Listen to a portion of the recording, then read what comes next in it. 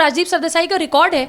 उन्होंने तो गलतियां पे गलती, गलती पे गलती, गलती पे गलती करी, इनका रिकॉर्ड ही वही है। ये जरूर यहाँ गए होंगे कि शायद इनको यहाँ से कुछ राहत मिल जाए, ये केस रफा दफा हो जाए, एफआईआर सारी सस्पेंड हो जाए। तो इंडिया टुडे का सबसे पहले आभार कि इंडिया टुडे ने एक ऐसे गिद्ध को पहचाना और 1 महीने 2 महीने 2 हफ्ते जितने दिन के लिए भी इनको निकाला गया और 1 महीने की जो सैलरी इनकी काटी गई है, इसके लिए तो पहले इंडिया टुडे को बधाई देती हूँ। जब से राजदीप सरदेसाई इंडिया टुडे में आया, इंडिया टुडे ग्रुप को बर्बाद कर दिया है।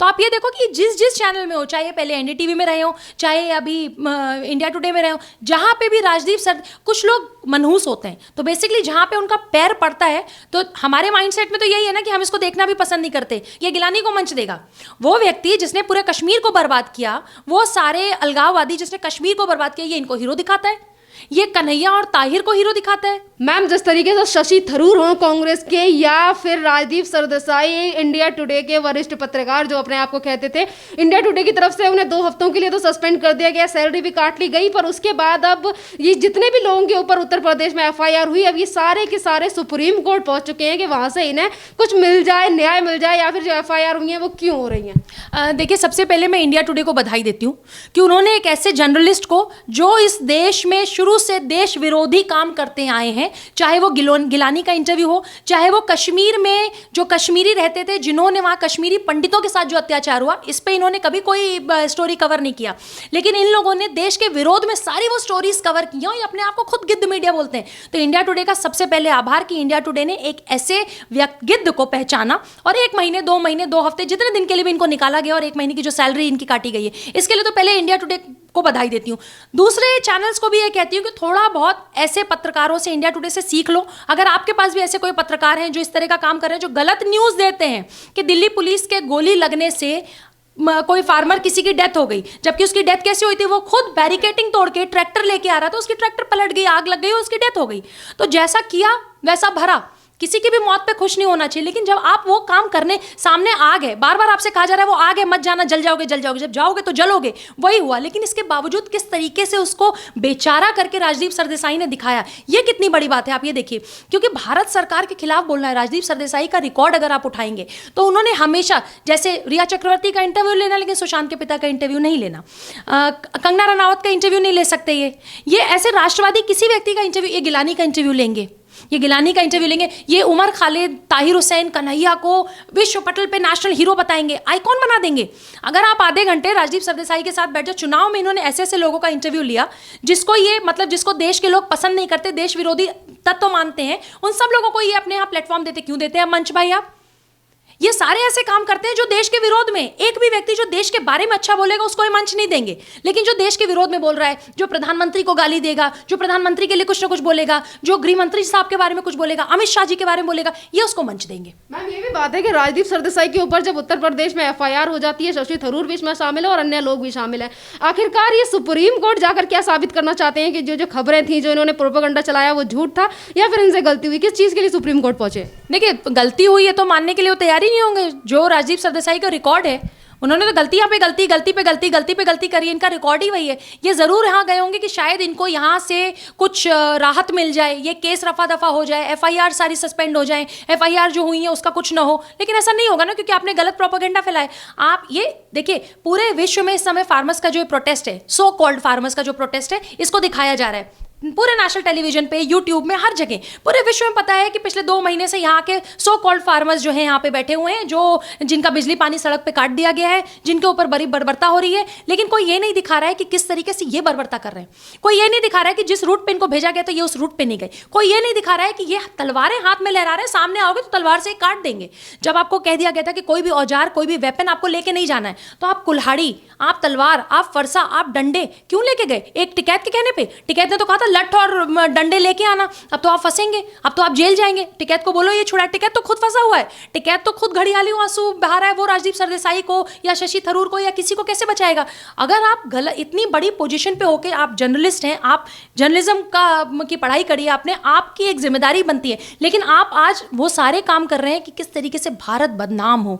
2014 के बाद देश में हाहाकार मच गया है। जैसे लोग बार बार अडानी और अंबानी को बोलते हैं, ये गलत न्यूज़ देते हैं अपने चैनल्स पे कि अडानी अंबानी किसान फार्मर्स की जो है ज़मीनें हड़प लेंगे। 2014 के पहले मेसी अडानी नहीं थे क्या? 2014 के पहले वो अरबपति खरबपति बने। अरे कर लो दुनिया मुट्ठी में, जो इनका कैंपेन था 2001 से लेके आई थिंक 2006-07 के बीच का वो कैंपेन है। तो पहले से मतलब आप सोचो कि रिलायंस का जो समूह है वो पहले से काम कर रहा है, आज से काम नहीं कर रहा है। जो कांग्रेस की गवर्नमेंट थी तब भी काम कर रहे थे। धीरू भाई अंबानी का सपना था कि हाथ हाथ सबके मोबाइल जाए, 500-500 रुपए में मोबाइल उस समय आया था। तो ये जो रेवोल्यूशन आया था इस कंट्री में रिलायंस के थ्रू आया था। उस समय किसकी सरकार थी? उस समय तो मोदी जी नहीं थे, उस समय तो कांग्रेस की सरकार थी। तो उस समय मोदी जी की सरकार नहीं थी, लेकिन मोदी जी को आप घेर रहे हैं 2014 के बाद कि अडानी और अंबानी को ये पूरा देश बेच देंगे। आपने क्या किया है? पहले आपने स्विस बैंक में कितने पैसे इकट्ठा किए हैं? आपके बड़े बड़े नेताओं का क्यों बाहर नाम आता है? बोफोर्स घोटाला क्या था? आपने कितने घोटाले किए हैं जिसके लिए आज भी आप कोर्ट के चक्कर काट रहे हैं? हेराल्ड केस क्या है? आपके ऊपर खुद इतने केस हैं, आपके लोगों के ऊपर, आपके जीजाजी पे इतने केस हैं, कांग्रेस के जीजाजी के ऊपर इतने केस हैं कि हरियाणा के सारे ज़मीनें हड़पी हुई हैं, किसानों की जिन्होंने ज़मीनें हड़पी हैं। आप उनका इंटरव्यू लो। मैं तो कहती हूँ राजदीप सरदेसाई से कि इनको वाड्रा साहब को टीवी पे बुलाना चाहिए, अपने चैनल पे बिठाना चाहिए। और अगर वाड्रा साहब बिल्कुल सही हैं तो वो क्लीन चिट हो जाएंगे। लेकिन वाड्रा साहब का इंटरव्यू लेंगे? नहीं लेंगे। ये इंटरव्यू किसका लेंगे? कन्हैया कुमार का, ताहिर हुसैन का। आखिरी तक ताहिर हुसैन को सही दिखाएंगे, आखिरी तक कन्हैया कुमार को बिल्कुल हीरो दिखाएंगे। ये लाल सलाम, जिहादी, शाहीन बाग, आप ध्यान रखिए कि शाहीन बाग में बहुत सारे चैनल्स को और आपके यूट्यूब चैनल्स को जाने की परमिशन नहीं मिली थी। क्यों ऐसा है कि वो सारे लोग, जब जेएनयू दंगा होता है, स्टूडेंट प्रोटेस्ट करते हैं, चाहे सीए होता है, चाहे अनुच्छेद 370 होता है, क्यों एक सेलेक्टेड मीडिया को ही अंदर जाने दिया जाता है? जितने राष्ट्रवादी मीडिया उनको एंट्री नहीं मिलती। ये क्या साठगांठ है? ये रिश्ता क्या कहलाता है? उग्रवादियों से, आतंकियों से, लाल सलाम, खलिस्तानियों, जिहादियों से राजदीप सरदेसाई का रिश्ता क्या है? मैम ये भी बात है कि जिस तरीके से राजीव सरदेसाई तमाम बार झूठी खबरें फैला चुके हैं, प्रोपेगेंडा चलाते हैं, और उसके बावजूद भी ट्वीट करके ये बोलते हैं कि जर्नलिज्म करना कोई क्राइम नहीं है। नहीं, जर्नलिज्म करना क्राइम नहीं है, पर देश के खिलाफ हमेशा दिखाते रहना, गलत न्यूज़ बोलना, प्रोपेगेंडा फैलाना क्राइम है। क्योंकि आपके फॉलोअर हैं, आपके चैनल को लोग देखते हैं। जब से राजदीप सरदेसाई इंडिया टुडे में आए, इंडिया टुडे ग्रुप को बर्बाद कर दिया है। तो आप ये देखो कि जिस चैनल में हो, चाहे पहले एनडीटीवी में रहे हो, चाहे अभी इंडिया टुडे में रहे हो, जहाँ पे भी राजदीप सर, कुछ लोग मनहूस होते हैं, तो बेसिकली जहाँ पे उनका पैर पड़ता है, तो हमारे माइंडसेट में तो यही है ना कि हम इसको देखना भी पसंद नहीं करते। ये गिलानी को मंच देगा। वो व्यक्ति जिसने पूरे कश्मीर को बर्बाद किया, वो सारे अलगाववादी जिसने कश्मीर को बर्बाद किया, ये इनको हीरो दिखाता है। ये कन्हैया और ताहिर को हीरो दिखाता है। ये उमर खालिद को हीरो दिखाता है। मतलब देश के वो सारे लोग जो रोज देश के टुकड़े करने की बातें करते हैं, ये उनको हीरो बताता है। और जो देश के रियल हीरो है, आप उनके बारे में बात ही नहीं करेंगे। मैं उत्तर प्रदेश में शशि थरूर और इनका राजीव सरदेसाई के ऊपर जब एफआईआर होती है, तो ट्विटर पर इन्हीं के सपोर्टर या फिर वो तमाम लोग ऐसे हैं जो ये कहते हैं कि जर्नलिज्म जो है वो खतरे में है। और राजदीप सरदेसाई को लेकर ममता बनर्जी भी ट्वीट करती हैं, ये कहती हैं कि कहाँ डेमोक्रेसी का चौथा स्तंभ को हिलाया जा रहा है, तोड़ा जा रहा है। इस तरीके की राजनीति क्यों? जब अर्नब गोस्वामी के साथ तमाम तरीके की चीजें होती है तो कोई सामने नहीं आता। मैं यही कहने जा रही थी कि क्या जो डेमोक्रेसी का फोर्थ पिलर है पत्रकारिता, हमारी जर्नलिज्म, उसमें अड्डम नहीं आते क्या? तिलोजा जेल गए थे तो ये लोग कहाँ थे?